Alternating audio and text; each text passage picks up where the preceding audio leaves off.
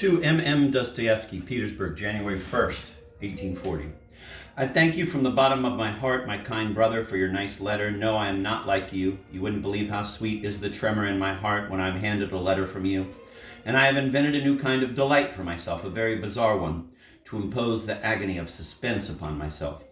I take your letter, and for several minutes I turn it this way and that in my hand. I feel whether it is heavy, and then, after examining and admiring it to my fill, I put the sealed letter in my pocket. You cannot believe what a voluptuous state of the soul, of the feelings, and of the heart it gives me. And I wait this way sometimes for a quarter of an hour. Then at last I greedily pounce upon the envelope, tear the seal, and devour your lines, your dear lines. Oh, what overwhelming emotions does my heart experience as I read them, all the sensations crowding in my soul, agreeable and unpleasant, sweet and bitter. Yes, dear brother, unpleasant and bitter too, because you cannot imagine how it feels when people don't fathom, don't understand you, when they put everything in a completely different way, not at all what I meant, but in a different, deformed way. When I read your last letter, I was en rage, because I did not have you right here beside me, the best of all my heart's dreams, the most sacred rules of conduct, acquired through hard, painful experience, have been twisted, distorted, and displayed in the most lamentable light. You write me yourself, quote, write, object, argue with me, end of quote, and you think some good will come of it. Nothing of the kind, my dear brother, absolutely nothing, except that your egotism, and all of us sinners suffer from it, will draw a conclusion that is most advantageous to yourself about your correspondent, about his opinions, principles, character, and simple-mindedness. And that is what hurts, brother. No, polemics and friendly letters is sugar-coated poison. What will happen when we meet again? I believe it will be a constant source of discord between us. But I'll leave it at that. I may bring it up again in the last pages of my letter. The military academy, c'est du sublime. Do you know that that is a most brilliant idea? I have been giving a great deal of thought to your career and how to coordinate it with our circumstances, and I myself thought of the military academy. However, you beat me to it, and I see you like it too. But here's what. One must be in the service at least a year before entering the military academy. And so the best thing is to stick to your drafting board for one more year. But what is this raving of yours about notebooks, when I don't even know what your curriculum is? So what should I send you? Artillery, I suppose, and a drill manual? I believe that is just what you need. I'll send them to you without fail, as well as the notes on Major General Dyadin's course, since he is going to examine you in person. But remember, I am sending you these notebooks for just 1 month. They don't belong to me, and I had trouble getting them at all. You cannot have them one day longer than a month. Copy them or have them copied. Dyadin is a fussy man. You must either learn him by heart, or, if you use your own words, they must sound as if they came out of the book. Field fortifications is so stupid that you can cram it in 3 days. Still, I'll send it to you in May anyway. Permanent fortifications is quite a different matter. I'll see what I can do for you about it. We also have lithographed notes on analytic geometry, but they are a word-for-word copy from Brashman and, of course, abridged. In short, we're using Brashman, so bone up on him yourself. Get yourself his book. How are you in geodesy? We have a course in it. We use Bolotov. In physics, we are using Ozyomov. I will see what I can do about lithographed notes on differential calculus. Our history text is huge and very thick, lithographed, and I cannot get one. Russian language and literature, we have Plaxin's text, and he is teaching it himself. Let me tell you that your exam for field engineers is very easy.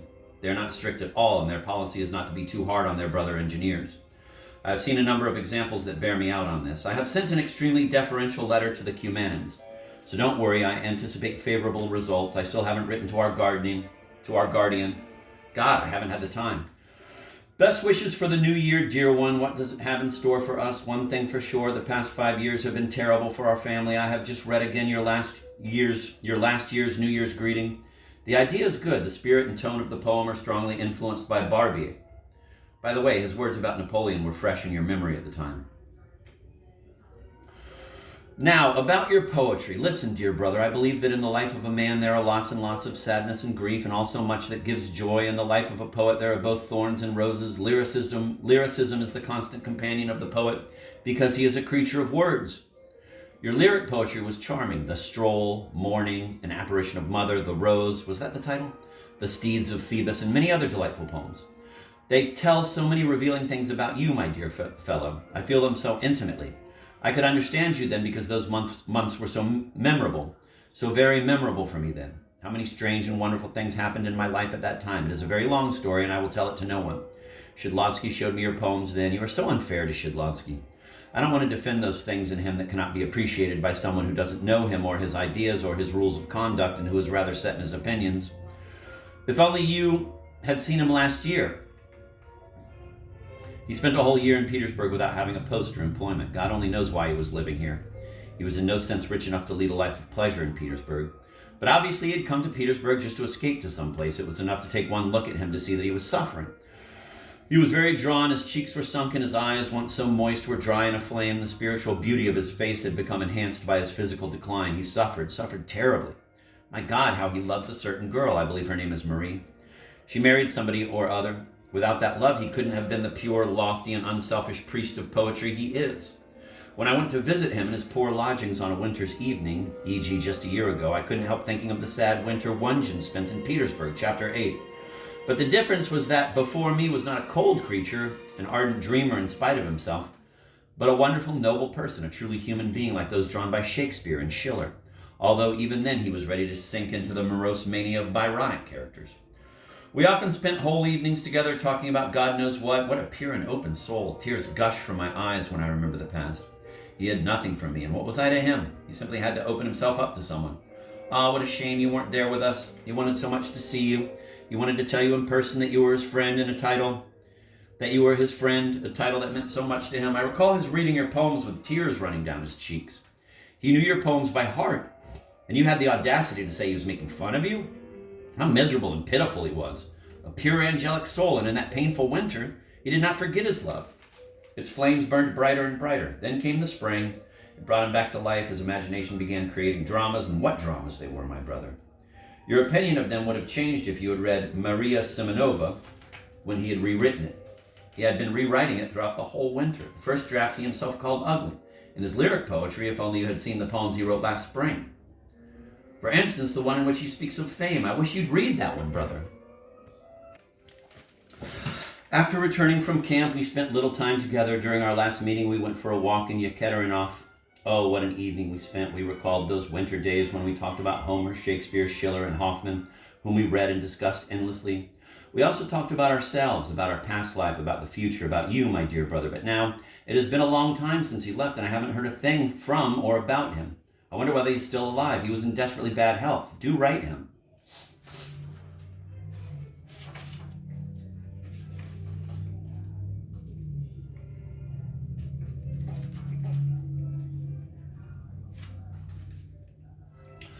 Last winter I was in some sort of exalted state. Shidlovsky gave me many of the best hours of my life, but that was not what caused it. Perhaps you have been and still are resentful of my not writing you. The reason for my silence was the stupid military routine. But is there really any need to tell you, my dear brother, that I have never been indifferent to you, that I loved you for your poems, for the poetry of your life, for your misfortunes? And no more than that. I did not love you as a brother and a friend. I had but one friend, one human being whom I loved that way. You said in your letter that I had not read Schiller. You are wrong, brother. I learned Schiller by heart. I talked Schiller. I dreamed Schiller. And I think nothing could have been more providential than my coming to know that great poet at that juncture of my life. For otherwise, I should never have come to know him as I do now. Reading Schiller with him, I tested out on him the noble and ardent Don Carlos, Marquis Posa, and Mortimer. That friendship brought me so much sorrow and so much joy. Now I shall keep eternal silence on that subject, but the name of Schiller has become a part of me, an enchanted sound that evokes a multitude of dreams that are now bitter to me. And that is why I didn't write to you about Schiller, brother, about the impressions he made on me. Even the sound of his name is painful to me.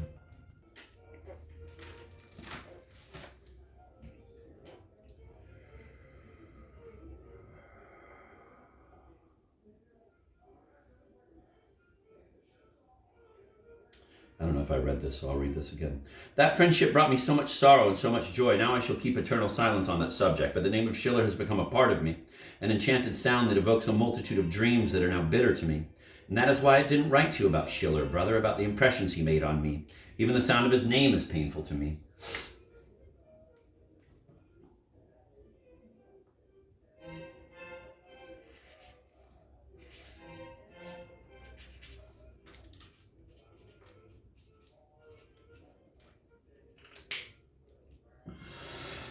I intended to reply at length to your attacks on me, to your erroneous interpretation of what I had written. I also wanted to talk about a few other things, but the letter I am now writing to you is giving me such delightful moments of reverie and recollection that I am unable to speak of anything else.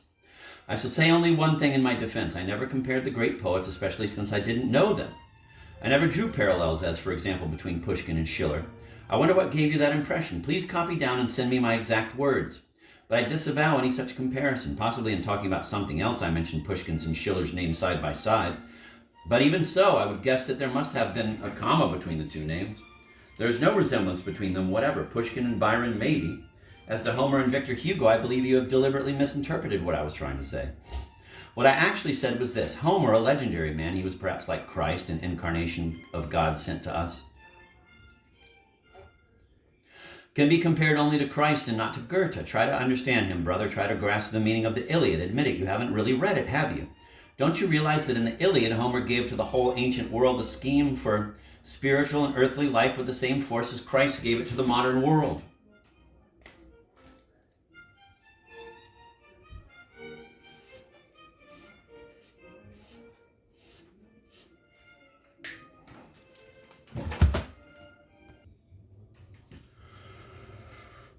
Do you understand me this time? Now, as a lyricist with a purely angelic nature and with a Christian childlike poetic spirit, Victor Hugo stands alone, and there's no one who can be compared to him in this, neither Schiller, Christian poet though he be, nor Shakespeare as a lyric poet. I have read his sonnets in French translation, nor Byron nor Pushkin. Only Homer, who has the same unshakable belief in his vocation, with his childlike belief in the God of poetry whom he serves, draws his poetry from a source similar to Victor Hugo's, but only in his orientation and not in the idea which he received from nature and to which he gave expression. But I am not even speaking of that. It seems to me that Drzevan could be placed above either when it comes to lyricism. Goodbye, my dear brother, your friend and brother F. Dostoyevsky.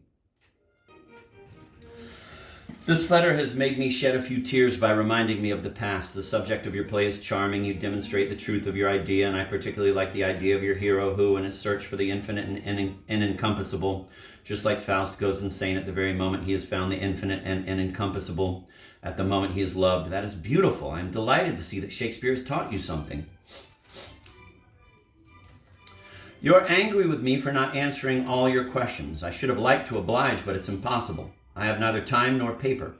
But then if I were to answer everything, including, for instance, such questions as, do you have a mustache, there would never be enough room to write something of great interest. Farewell, my dear good brother. Farewell once more, and write. And now I must take you to task. And speaking of form, you have almost gone out of your mind. I have suspected this slight mental disturbance of yours for a long time, and I am not joking. Recently you said something of the sort about Pushkin. I let it go, and I did so deliberately. I shall speak about your form in my next letter. Now I have neither time nor space, but please do tell me, speaking of form, what made you say that we can like neither Racine nor Corneille? Because their form isn't good. What a pitiful fellow you are. And then you go on to ask me such a clever question. Is it possible that there is no poetry in them? No poetry in Racine? And the fiery, passionate Racine in love with his ideals? No poetry in him. You dare ask such a question. Have you ever read Andromaque? Have you, brother? Have you read Iphigenie? Can you possibly say that it isn't delicious? Is not Racine's Achilles worthy of Homer? To be sure, Racine stole him from Homer. But how wonderfully he stole him, and his women. Try to understand him. Racine was no genius, but what drama he could create. He could only imitate Corneille? And what about Phaedra? Oh, brother, God knows what will become of you if you don't admit that this is the highest, the purest nature in poetry. Why, it is an outline worthy of Shakespeare, although the final statue is of plaster rather than of marble.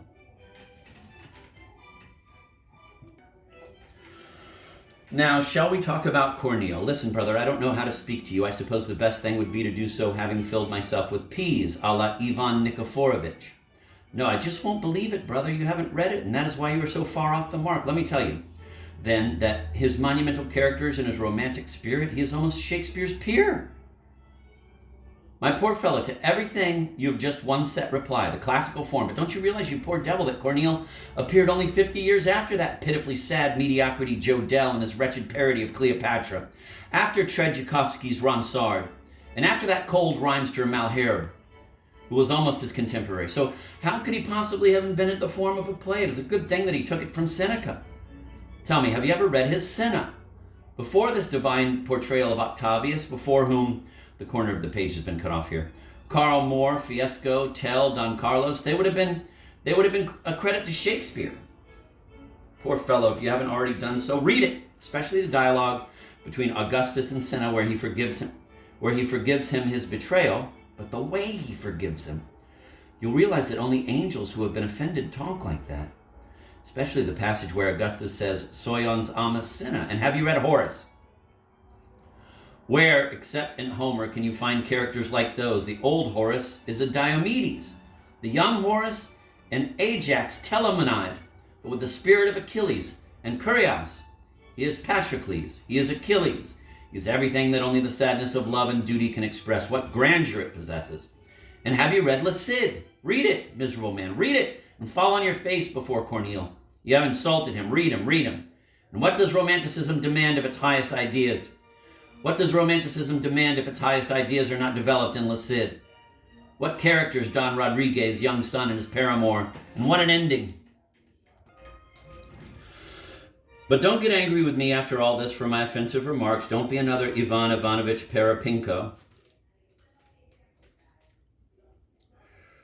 Now the footnotes. Alexei Vasilyevich Dyadin, 1791 to 1864, was an artillery specialist who served as an instructor for 34 years in the Army Engineer School, where Dostoyevsky was a student.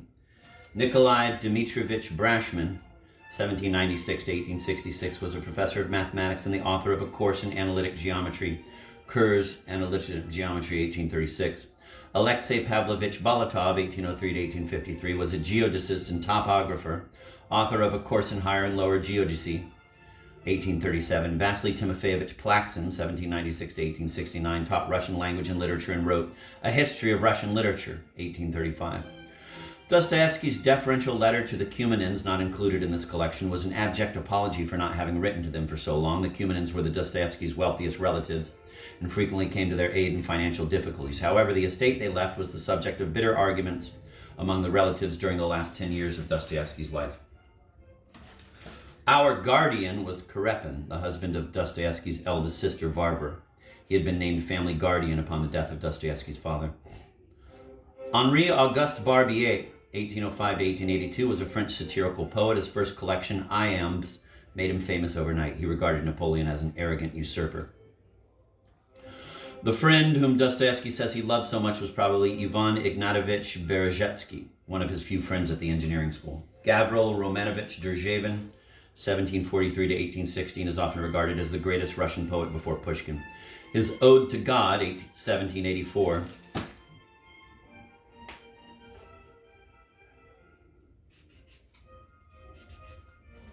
His Ode to God, 1784, was frequently read at family gatherings when Dostoevsky was a child.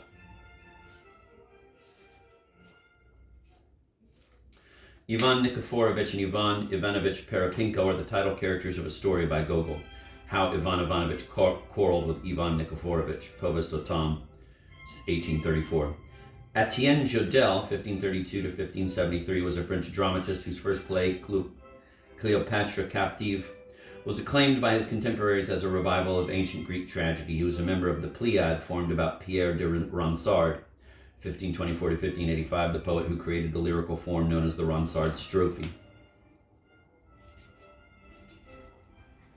Vasily Kirillovich Tredyakovsky, 1703 to 1796, was a Russian theoretician of poetry.